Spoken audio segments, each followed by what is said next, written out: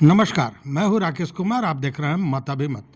मित्रों, बिहार में विशेष सर्वेक्षण संविदा कर्मी और जो अभियंता संघ है, यह 16 तारीख से हड़ताल पर है, अनिश्चितकालीन हड़ताल पर। ये सारे संविदा कर्मी हैं और जो इसकी कार्रवाइयाँ हो रही हैं वो तो हो ही रही है। दोनों तरफ से लोग अड़े हुए हैं, अपनी मांगों पर संविदा कर्मी अड़े हुए हैं। दूसरी ओर सरकार सख्ती दिखाना चाहती है। सरकार मतलब विभाग से मेरा तात्पर्य है। लेकिन जब ये संविदा कर्मियों की बात आई तो आज एक मामला सामने आया है हाई कोर्ट का, जिसमें एक संविदा कर्मी को जो बहुत छोटा मानकर जो बड़े पदाधिकारी हैं, उच्चाधिकारी हैं, उन्होंने जो कार्रवाइयाँ की, उसके बाद हाई कोर्ट ने उसे बड़ी सख्ती से लिया और ये 2 आईएएस पदाधिकारी जो वरिष्ठ पदाधिकारी हैं, उन पर गाज गिरी है हाई कोर्ट की। देखिए, मामला क्या है, इस बात को समझिए। मामला ये है कि मध्य प्रदेश के जबलपुर हाई कोर्ट ने छतरपुर के तत्कालीन जिलाधिकारी शैलेंद्र कुमार सिंह और एडिशनल कलेक्टर हुआ करते थे उस समय अमर बहादुर सिंह, दोनों लोगों को 7-7 दिन के जेल की सज़ा दी है और साथ में 1-1 हज़ार रुपया जुर्माना लगाया है। स्वाभाविक है कि एक आईएएस पदाधिकारी को हाईकोर्ट ने अगर 7 दिनों का जेल दे दिया तो यह साधारण बात नहीं है। स्वाभाविक है कि ये मामला एक तरह से कहें कि वायरल हो गया, चूँकि इस तरह की घटनाएं कम होती हैं और हाईकोर्ट ने इसे बड़े सख्ती से लिया। मामला क्या है ये समझिए। मामला है एक संविदा कर्मी का, जिसका नाम है रचना द्विवेदी। ये जिला स्वच्छता मिशन छतरपुर में कार्यरत थी और जिला समन्वयक के रूप में ये संविदा पर इनकी नियुक्ति हुई थी, ये काम कर रही थी। इसी बीच 2020 में इनका ट्रांसफ़र बड़ा मलहरा एक जगह है वहाँ कर दिया गया। इस पर इन्होंने आपत्ति जताई और जब इनकी सुनवाई नहीं हुई तो ये हाई कोर्ट चली गई और इन्होंने हाई कोर्ट में यह दलील दी कि संविदा पद पर ट्रांसफ़र का कोई प्रोविज़न नहीं है। वहाँ जो उस समय संविदा कर्मियों के लिए जो नियमावली बना था उसमें ट्रांसफ़र का कोई जगह नहीं था। इसलिए उनका कहना था, चूँकि संविदा कर्मियों के ट्रांसफ़र का कोई नियम नहीं है, इसलिए यह आदेश अवैध है, मतलब ट्रांसफ़र का आदेश अवैध है। इस मामले पर बाज़ाब्ता हाईकोर्ट ने सुनवाई की और सुनवाई के बाद तत्काल प्रभाव से जो इनका ट्रांसफ़र हुआ था उसको स्थगित कर दिया, मतलब अंतरिम ऑर्डर दिया कि जब तक सुनवाई पूरी नहीं हो जाती है तब तक ये स्थगित किया जाता है। साथ ही कोर्ट ने कहा कि ये अपने मूल जो पद है उस पर बनी रहेंगी और इनको वेतन भी मिलता रहना चाहिए। बावजूद इसके जो तत्कालीन जिलाधिकारी थे शैलेंद्र कुमार सिंह और जो उस समय के सीईओ थे, मतलब अतिरिक्त कलेक्टर थे अमर बहादुर, उन्होंने इस आदेश का, मतलब कोर्ट के आदेश का पालन नहीं किया। मतलब कि रचना द्विवेदी को न ही पदस्थापित किया गया और न ही उनको वेतन दिया गया।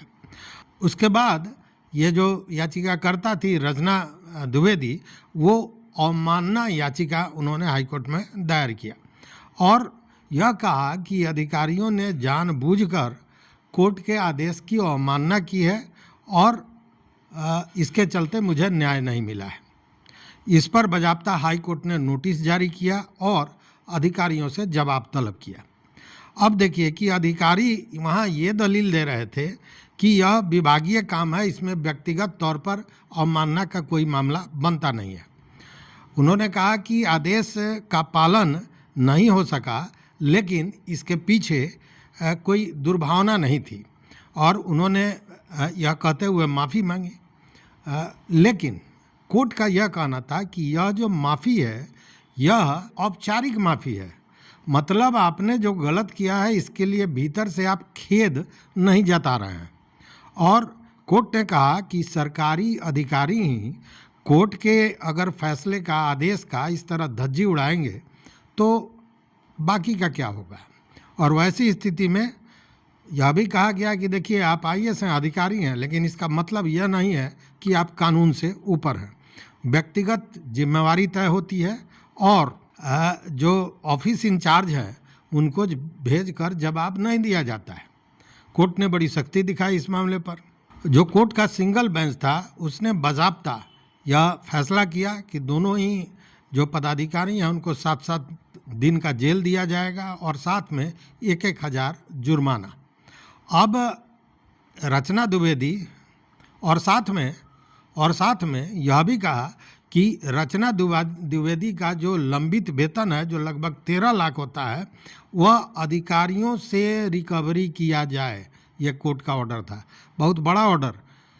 अब इसको लेकर स्वाभाविक है कि तहलका मच गया और ये दोनों जो पदाधिकारी हैं वो कोर्ट में डिविजनल बेंच में गए, अपील किए।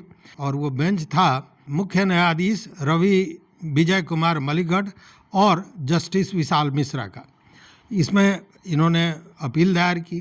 खैर, कोर्ट ने अभी जैसे ही अपील आया उसकी सुनवाई की है और सुनवाई के बाद अभी तत्काल इस जो सज़ा सिंगल बेंच ने दिया था उस पर अभी रोक लगाई है तब तक जब तक सुनवाई पूरी नहीं हो जाती है।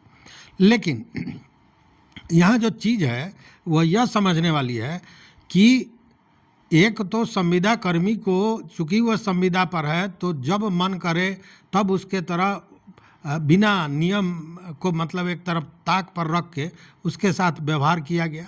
दूसरी बात कि जब संविदा कर्मी कोर्ट में गया तो कोर्ट से जो आदेश हुआ उसको भी हवा में उड़ा दिया गया और उसी का ये खामियाजा भुगतना पड़ा है।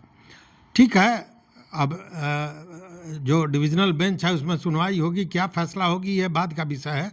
लेकिन अगर कोर्ट ने 2 आईएएस अफसर पर यह सज़ा दे दिया 7-7 दिन जेल का और जुर्माने का, तो ये बहुत बड़ी बात है। आगे क्या होगा नहीं होगा ये कहा नहीं जा सकता है, चूँकि कोर्ट का अपना फैसला होता है। लेकिन इसने यह तय कर दिया कि पदाधिकारी जो अपने को स्वयंभू समझते हैं, ऐसा नहीं है। उनके ऊपर कोर्ट है और न्याय से ऊपर कोई नहीं हो सकता है।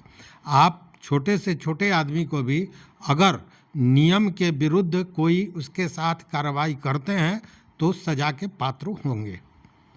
तो ये चूँकि संविदा कर्मियों का इतना अभी चल रहा है और ये मुझे प्राप्त हुआ कि संविदा कर्मी ने किस तरह अपने अधिकारों की रक्षा के लिए लड़ाई की, तो मुझे लगा कि ये आप मित्रों के साथ शेयर करना चाहिए। तो देखते रहिए मत अभिमत। चैनल पर नए हो तो सब्सक्राइब कीजिए, लाइक कीजिए, दोस्तों के साथ शेयर कीजिए और अपना विचार जरूर दीजिए। बहुत बहुत धन्यवाद, कोटिशः आभार।